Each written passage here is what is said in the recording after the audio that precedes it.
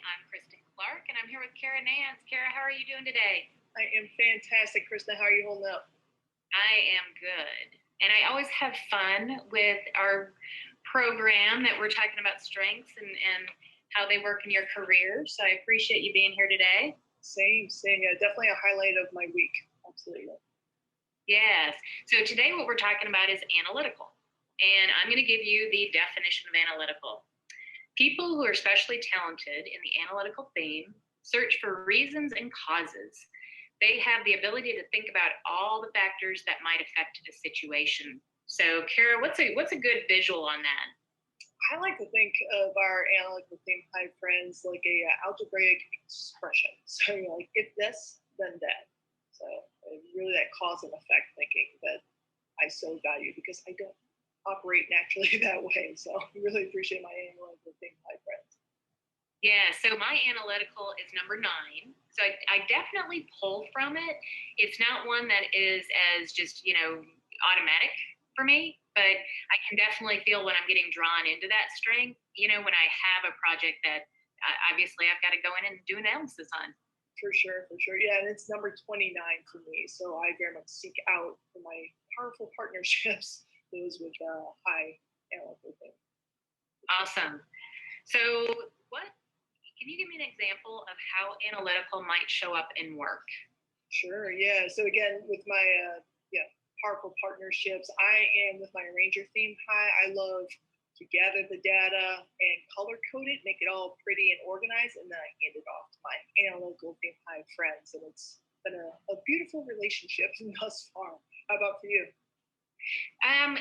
For me, I think of Missouri when I think of analytical. It's kind of the show me state, and people high in analytical a lot of times will ask the question why. And I always find myself doing that. It's like, well, why are we doing it that way? What got us to this point? Why did, the waitress fall or trip over on that carpet? Why? It's all about why. So I kind of look at that in business as just questioning, and getting more efficient. I see analytical as more of a less emotional and more fact-based. So it's really kind of taking emotion out of a scenario and supplying it with facts so that you can make a decision and move forward. Yes, yeah. And you're reminding me when I've had colleagues in the past, they sometimes get a bad rap using their analytical high strengths because they're kind of seen as the bad guy, bad gal, like I'm not trying to rain on the parade. I'm just being honest, just know that this is a possibility. And I've always appreciated that, but sometimes it can, the truth hurts sometimes. It's a cliche for a reason.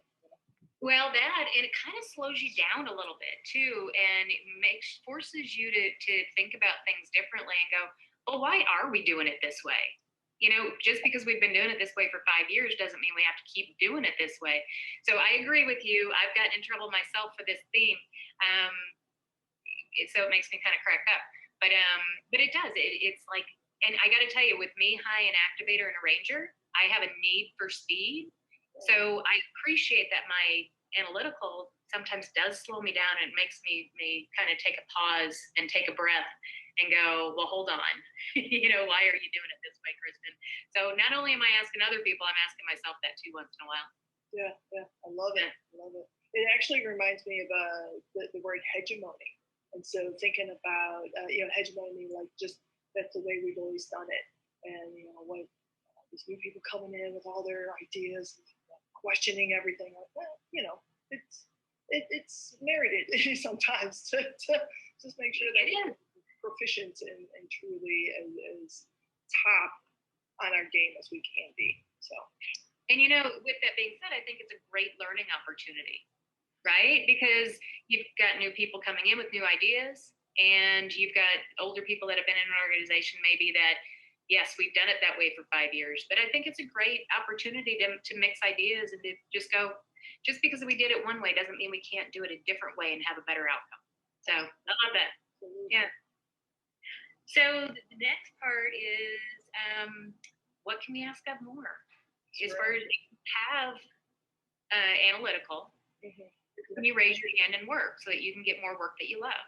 Right. And I was thinking for our analytical theme high friends out there, if you're on a team where like maybe y'all are doing really, really well, but you're witnessing that another team is possibly in a rut or just kind of stalling out, that you can offer up your talent and say, hey, you know what? If you're open to it, I would love to look at your data from the last 3 to 5 years and just make sense of it for a little bit, and then I can come back and offer you some suggestions on how to get out of the rut. So that's something that I'd come up with. How about for you, Kristin? Well, I was looking back at one of my favorite books, Strengths Quest, to get some ideas. And it was interesting. So in here, they brought up, obvious career fields such as accounting, finance, law, engineering, where you're looking, always looking for facts and data. Yeah. I got to tell you, I think there's a huge opportunity in a lot of fields, though. I think those are real obvious ones. But I was in marketing and, trying to think about being efficient with our marketing dollars and spending them wisely. So I actually had people that went out and did the research and presented the numbers to me, which was perfect because I really don't like that part of it. But it did give me an opportunity to analyze what they brought to me. So I was looking at a little bit higher level, but I loved that. And I loved having somebody come to me with, here are the numbers, that then I could ask the questions, but why? So I think that's another thing is, if you have analytical people around you or people that are pulling the numbers together, having them present them to you, because it just, well, again, I've got a need for speed, but it sped up that process for me. So I loved that part is, really thinking about what's next.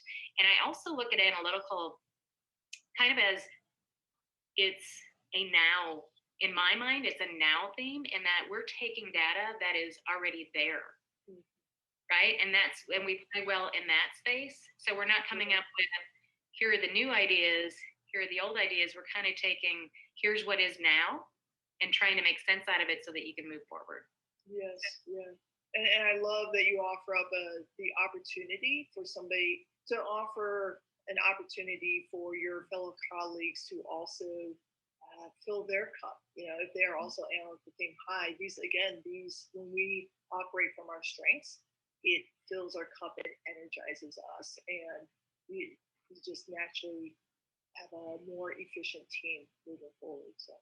Right. And, you and I were talking a little bit earlier about, because of the strengths that I have that come before my analytical, it definitely dictates how I like to use my analytical, in that I love having other people that have thought more deeply about this bring me the information so that I can think about it in a different way and have that speed up for me so that I'm not down in the weeds forever, because that's not where I play well.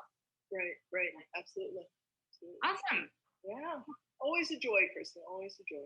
Yeah. And I just love, digging into these strengths and even learning more about myself as we talk through this. So thank you so much. Right back at you. All right. We'll see you next week, my friend. Okay.